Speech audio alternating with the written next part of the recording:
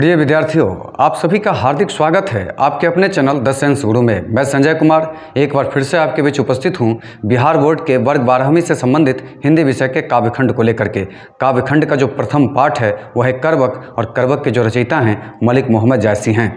आज के इस वीडियो में करवक के रचयिता मलिक मोहम्मद जायसी के जीवन परिचय का संपूर्ण विवरण आप सभी को प्राप्त होने वाला है। लेकिन उससे पहले कुछ महत्वपूर्ण बातें हैं जो आपसे साझा करनी बेहद ज़रूरी हैं। वह यह है कि अब बिहार बोर्ड के वस्तुनिष्ठ प्रश्न पूछने का जो पैटर्न है उसमें देखा गया है कि पाठ्य पुस्तक से जो भी वस्तुनिष्ठ प्रश्न पूछे जाते हैं उसमें अधिकांश प्रश्न जो होते हैं वो साहित्यकार के जीवन परिचय से संबंधित होते हैं।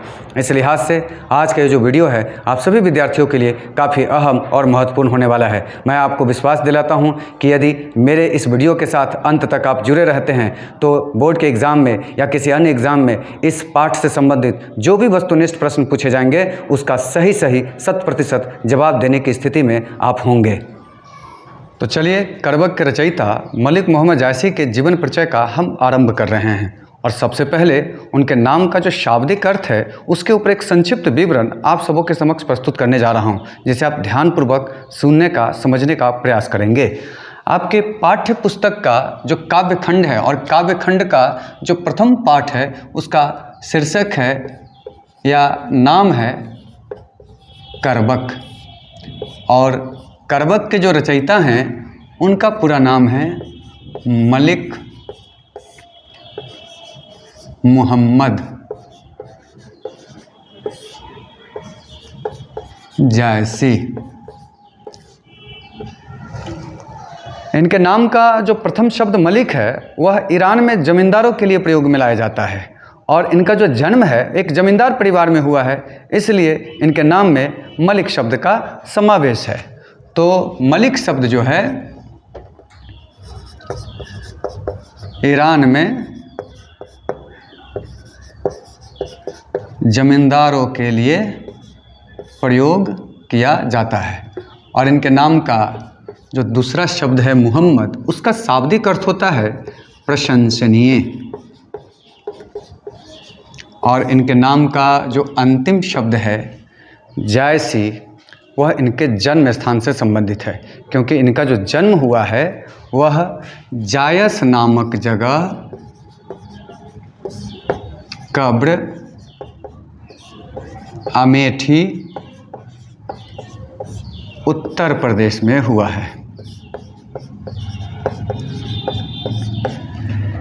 इनके नाम का जो शाब्दिक अर्थ है उसे हम इस प्रकार से भी समझ सकते हैं। इनके नाम का जो मलिक शब्द है वह इनके परिवार और इनके पूर्वजों के सामाजिक पृष्ठभूमि को दर्शाता है, और साथ ही मोहम्मद शब्द जो है इनके व्यक्तित्व को दर्शाता है। मलिक मोहम्मद जायसी ने जायसी शब्द का प्रयोग अपने जन्म स्थान से लगाव जुड़ाव दिखाने के दृष्टिकोण से उन्होंने अपने नाम में जायसी शब्द का प्रयोग किया है।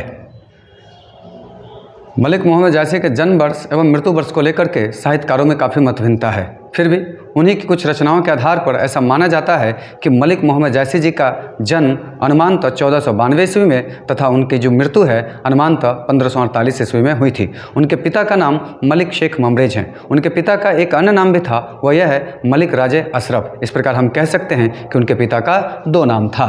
साथ ही उनके जो गुरु हैं उसमें पहले गुरु का नाम आता है सूफी संत शेख मोहिदी। साथ ही उनके दूसरे गुरु का जो नाम है वह है सैयद अशरफ जहांगीर। इनकी जो प्रमुख रचना है उस रचना में जो सबसे पहला नाम आता है, जो सबसे चर्चित रचना है वह है पद्मावत। ये वही रचना है जिससे मलिक मोहम्मद जायसी जी को सबसे ज़्यादा ख्याति और प्रसिद्धि प्राप्त हुई थी। उनके अन्य महत्वपूर्ण रचनाओं में जो नाम आता है वह है चंपावत, इतरावत, अखरावट, आखिरी कलाम, चित्ररेखा, कहरानामा, मसलानामा, होलीनामा आदि।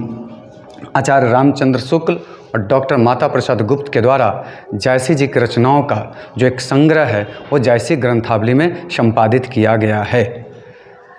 मलिक मोहम्मद जायसी बचपन में ही अनाथ हो गए थे, फलस्वरूप फ़कीरों के साथ भटकते हुए उनका बचपन बीता था। जायसी जी का जो प्रारंभिक जीवन है वो किसानी में और बाद का जो जीवन है वो फ़कीरी में बीता।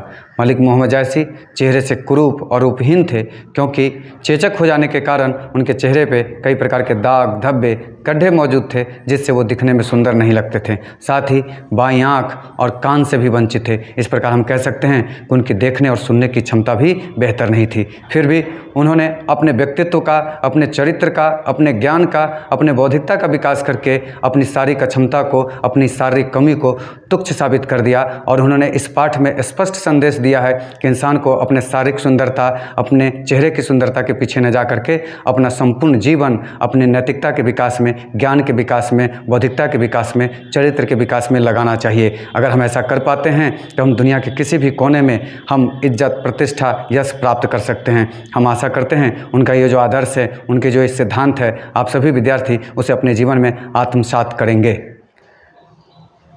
इस वीडियो के प्रारंभ में मैंने बताया था कि यदि अंत तक मेरे इस वीडियो के साथ आप जुड़े रहते हैं तो करवक से संबंधित जो भी वस्तुनिष्ठ प्रश्न बिहार बोर्ड के एग्ज़ाम में या किसी अन्य एग्ज़ाम में पूछे जाएंगे, उसका सही जवाब देने की स्थिति में आप होंगे। उन सारे परीक्षा उपयोगी तथ्यों को मैं पहले से ही बोर्ड पर अंकित कर रखा है। आप सभी छात्र छात्राओं से आग्रह है कि उसे यथाशीघ्र नोट करने के लिए तैयार हो जाए। मैं उन तथ्यों को दोहराता हूँ और साथ साथ में यह भी बताता हूँ कि किस तरह से प्रश्न पूछे जाएंगे और उसका क्या जवाब होगा। तो चलिए हम उन तथ्यों को आपके बीच बारी बारी से रखते हैं। पहला प्रश्न आपसे इस प्रकार से पूछा जा सकता है कि प्रेम के पीर के कवि किसे कहे जाते हैं या कौन है? तो प्रेम के जो पीर के जो कवि हैं वो मलिक मोहम्मद जायसी हैं। साथ ही दूसरा प्रश्न इस तरह से पूछा जा सकता है कि करवक के रचयिता या करवक के कवि कौन हैं? तो करवक के जो कवि हैं या रचयिता जो है मलिक मोहम्मद जायसी हैं। अगर पूछा जाए आखिरी कलाम के कवि कौन हैं, तो आपका जवाब होगा मलिक मोहम्मद जायसी। सिर्फ आखिरी कलाम ही नहीं, उनकी कई रचनाएं थी, उन रचनाओं का भी नाम आपको याद रखना बेहद ज़रूरी है। अगर आपसे पूछा जाए कि मलिक मोहम्मद जायसी डैश थे और 4 ऑप्शन आपके पास हो, एक में व्यापारी, दूसरे में किसान, तीसरे में नेता और चौथे में फ़कीर हो, तो मलिक मोहम्मद जायसी जो थे वो फ़कीर थे। वो फ़कीर सही शब्द उनके लिए हैं। अगर आपसे पूछा जाए कि मलिक मोहम्मद जायसी का जन्म कब हुआ था, तो वो अनुमानतः 1492 ईस्वी में हुआ था। वो पूछा जाए कि मलिक मोहम्मद जायसी किस धारा के कवि थे, तो जायसी जो थे निर्गुण धारा के सूफी कवि थे। किस राज्य में उनका जन्म हुआ है, अगर ऐसा प्रश्न पूछा जाए तो मलिक मोहम्मद जायसी का जो जन्म है वो उत्तर प्रदेश राज्य में हुआ है। अगर आपसे मलिक मोहम्मद जायसी के पिता का नाम पूछा जाए तो उनके पिता का 2 नाम था। दोनों नाम आपको याद रखना बेहद ज़रूरी है, क्योंकि इन दोनों नामों में से कोई एक नाम आपके ऑप्शन में होगा। वो नाम है मलिक शेख ममरेज या मलिक राजे अशरफ।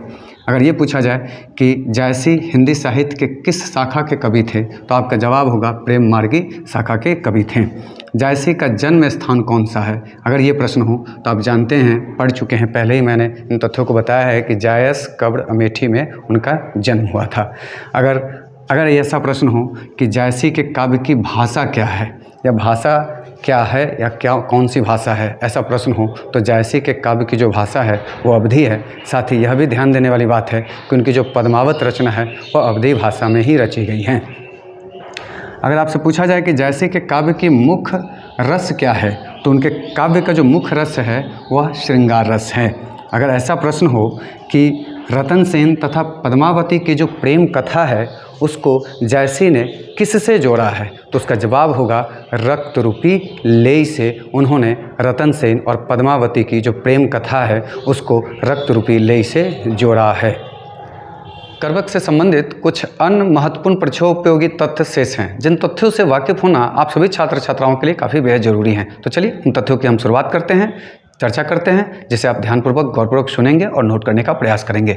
अगर आपसे एग्जाम में पूछा जाए कि जायसी ने रतन सेन और पद्मावती की कथा को किससे सींचा है, तो जायसी ने रतन सेन और पद्मावती की कथा को अपनी आंसुओं से सींचा है। अगर आपसे पूछा जाए कि जायसी किस दोष से युक्त होते हुए भी गुणवान थे, तो जायसी नेत्र दोष से युक्त होते हुए भी गुणवान थे। ऐसे भी प्रश्न हो सकते हैं कि जायसी का काव्य किसकी भांति गंभीर और व्यापक है, तो जायसी का जो काव्य है वो समुद्र की भांति व्यापक और गंभीर है। अगर पूछा जाए कि करवक कहाँ से ली गई हैं, तो करवक पद्मावत से ली गई हैं।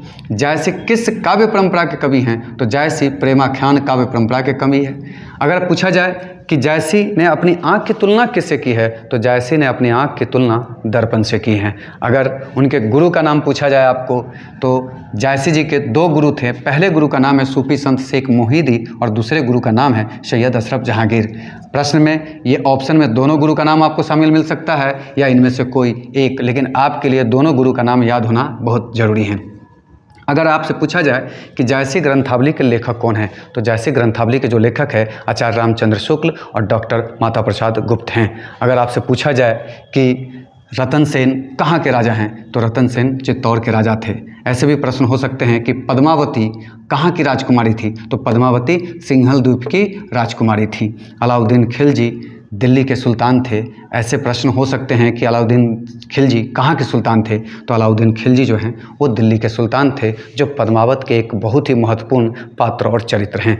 ऐसे भी प्रश्न हो सकते हैं आपसे कि जायसी किस बीमारी के कारण रूपहीन थे, तो जायसी चेचक की बीमारी के कारण रूपहीन थे। अगर उनके निधन के संदर्भ में प्रश्न पूछा जाए, उनका निधन कब हुआ है, तो अनुमानतः 1548 ईस्वी में। और पद्मावत की भाषा पूछी जाए तो पद्मावत जो है वो अवधी भाषा में लिखी गई है। इस पाठ से संबंधित जो भी महत्वपूर्ण परीक्षोपयोगी तथ्य थे साहित्यकार के जीवन परिचय से या पाठ से, उनको सभी को इस वीडियो में समेटने का मैंने भरपूर प्रयास किया है। मैं उम्मीद करता हूं कि अगर आप मेरे इस वीडियो को ध्यानपूर्वक गौरपूर्वक आपने सुनने समझने का प्रयास किया है, तो इससे जो भी प्रश्न जुड़े हुए पूछे जाएंगे आप उसका एकदम सही जवाब दे पाएंगे। और मैं इस वीडियो को यहीं समाप्त करता हूँ। यह मेरा जो प्रथम पाठ, इस पाठ का जो प्रथम भाग था, वह दूसरे भाग में हम यथाशीघ्र करवक का सरलार्थ और भावार्थ लेकर के आपके बीच यथाशीघ्र आएंगे, पुनः उपस्थित होंगे। तब तक के लिए शुभ विदा, धन्यवाद।